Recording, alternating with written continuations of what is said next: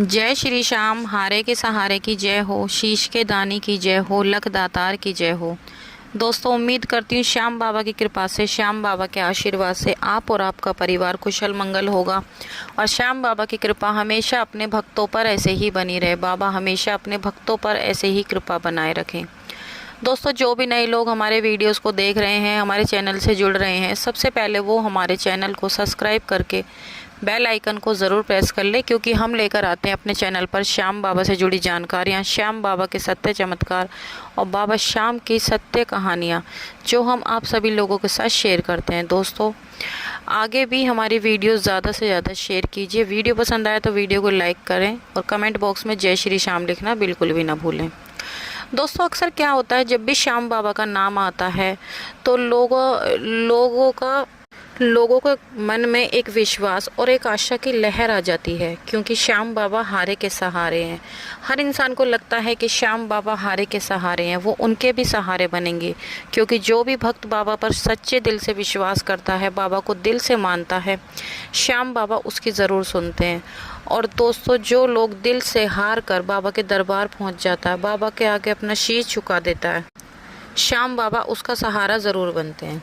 तो दोस्तों, आज ऐसे ही एक व्यक्ति की कहानी आप लोगों के साथ शेयर करने जा रही हूँ, जिसे सुनकर आपकी आंखों में आंसू आ जाएंगे। दोस्तों, आज की कहानी दिल्ली के रहने वाले अजय शर्मा जी की कहानी है।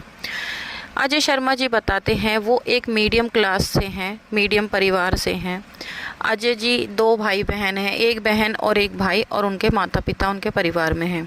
अजय जी ने अपनी बहन की शादी कर दी। अब अजय जी अपने मम्मी पापा के साथ खुशी खुशी रह रहे थे, पर अजय जी का काफ़ी लंबे समय से एक लड़की के साथ बातचीत थी, जिनका नाम काजल है, जो कि एक हाई क्लास से बिलोंग करती थी। वो कॉलेज टाइम से ही उनको पसंद किया करते थे और वो लड़की भी उनको पसंद किया करती थी, पर वो काफ़ी पैसे वाली थी, इसलिए अजय जी को यही रहता था कि अगर मैं इससे शादी करूँगा तो वो मुझसे शादी करने में सक्षम होगी या नहीं होगी, मेरे घर परिवार को मैनेज कर पाएगी या नहीं कर पाएगी, क्योंकि वो लड़की भी बहुत ज़्यादा उन्हें पसंद किया करती थी।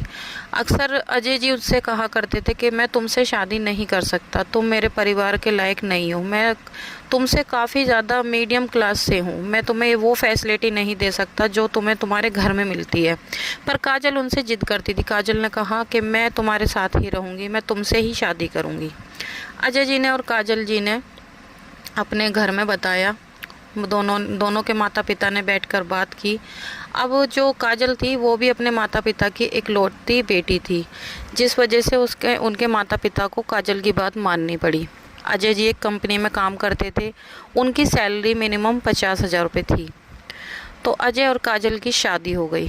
शादी होने के थोड़े ही दिन बाद काजल के नखरे शुरू हो गए। काजल रोज़ सुबह देर से उठती, खाना न बनाना, अजय को टिफ़िन न देना, घर में कोई पूजा पाठ नहीं, कोई ठीक से साफ़ सफाई नहीं।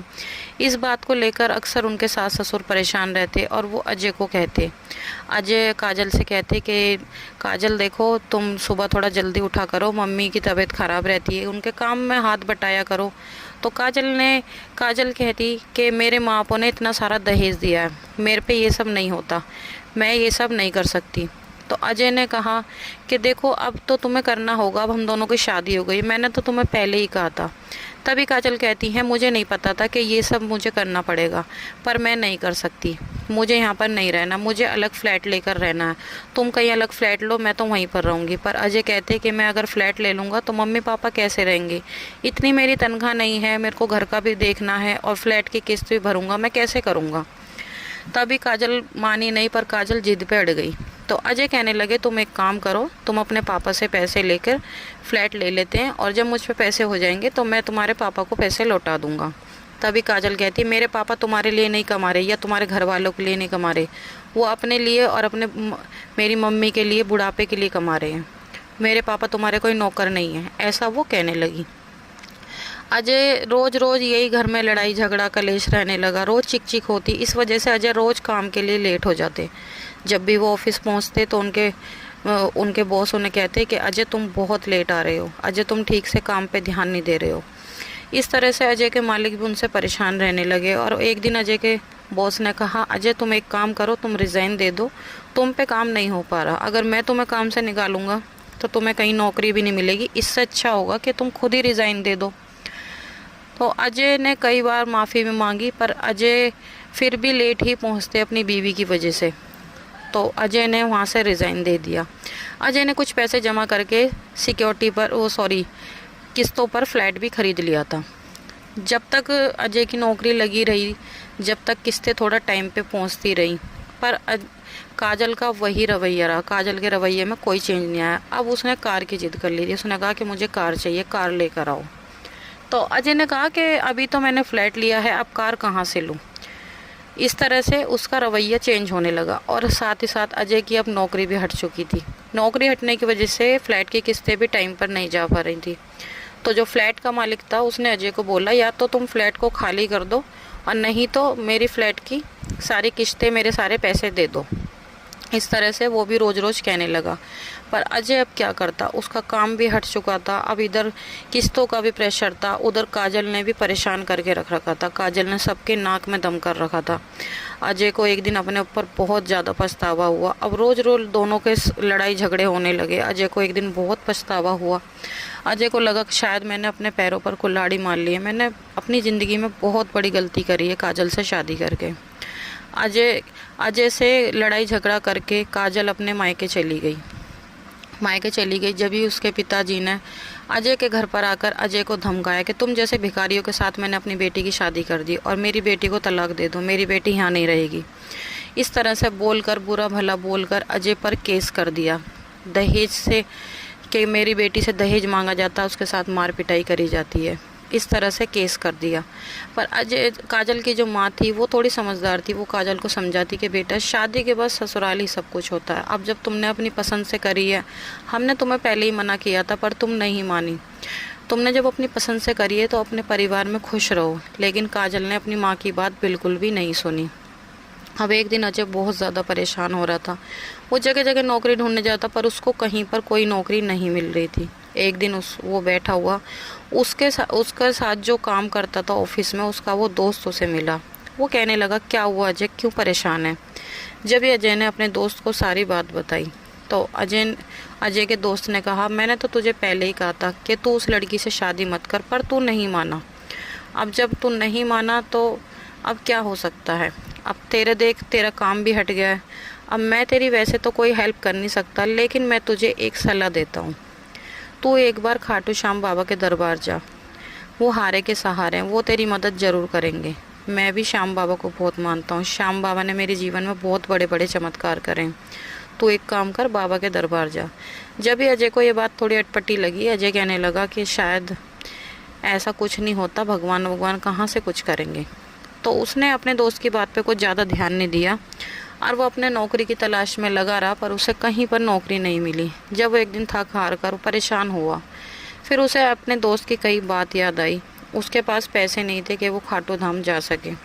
फिर उसने अपने दोस्त को फ़ोन करा और कहा कि यार, मुझे 2000 रुपये उधार दे दे, मैं खाटू श्याम बाबा के दरबार जाऊंगा जहाँ पर तूने कहा था। जब ही अजय के दोस्त ने 2000 रुपये अजय को पेटीएम कर दिए और अजय अपने मम्मी पापा को लेकर खाटू श्याम बाबा के दरबार पहुँच गया।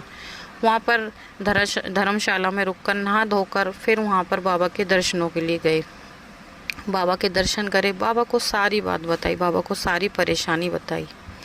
वहाँ से आते वक्त वहाँ उसने एक छोटी सी बाबा की फ़ोटो ली और वो रोज़ नियम से श्याम बाबा की पूजा करने लगा। श्याम बाबा के सामने हाथ जोड़कर रो रो कर रोज़ बाबा से अपनी गलती की माफ़ी मांगता। बाबा से कहता, बाबा मुझे इस जंजाल से बाहर निकाल दो। इस तरह से रोज़ बाबा से प्रार्थना करता।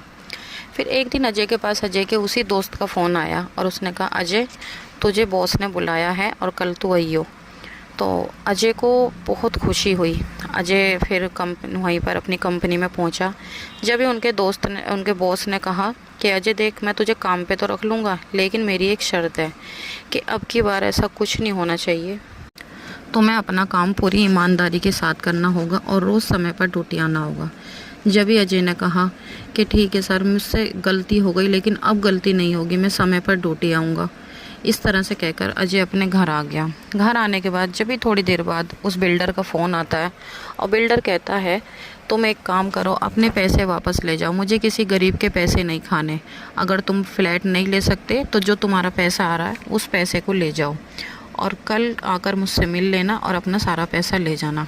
अजय बहुत ज़्यादा अचंभित हुआ। अजय को लगा कि ऐसा कैसे हो गया। वो अगले दिन गया, उसने वहाँ जाकर बिल्डर से पैसे लिए और अब उसकी ड्यूटी भी लग चुकी थी। कोर्ट की तारीख थी। कोर्ट में जाने के बाद अब हुआ क्या, जो काजल है अजय की वाइफ, उसकी माँ ने अपने पति को पता नहीं कैसे जैसे तैसे समझाया। उसके पति ने जो उसकी बेटी के अपने दामाद के खिलाफ केस किया था वो केस वापस ले लिया और अब अजय को उस केस से भी छुटकारा मिल गया। जब भी अजय ने अपनी सास को धन्यवाद कहा, अजय की सास ने कहा, बेटा तुम क्षमा मत मांगो, तुम्हारी कोई गलती नहीं है, कमी मेरी बेटी में है। मुझे तो पता है तुम काफ़ी सुलझे हुए इंसान हो। हमारी एक लौती बेटी है, हमने ही इसको लाड़ प्यार में बिगाड़ दिया, पर क्या करें, अब हमारे पास और कोई औलाद भी नहीं है, इसलिए हमें इसकी हर ख्वाहिश पूरी करनी होती है, लेकिन तुम अपना जीवन अब अच्छे से जीना। तो ये थी आज की अजय की कहानी। अगर आपको पसंद आई हो तो वीडियो को लाइक करना, शेयर करना। आज की कहानी अजय के साथ यहीं पर समाप्त होती है। मिलते हैं कल एक और नई वीडियो के साथ। जब तक के लिए जय श्री श्याम।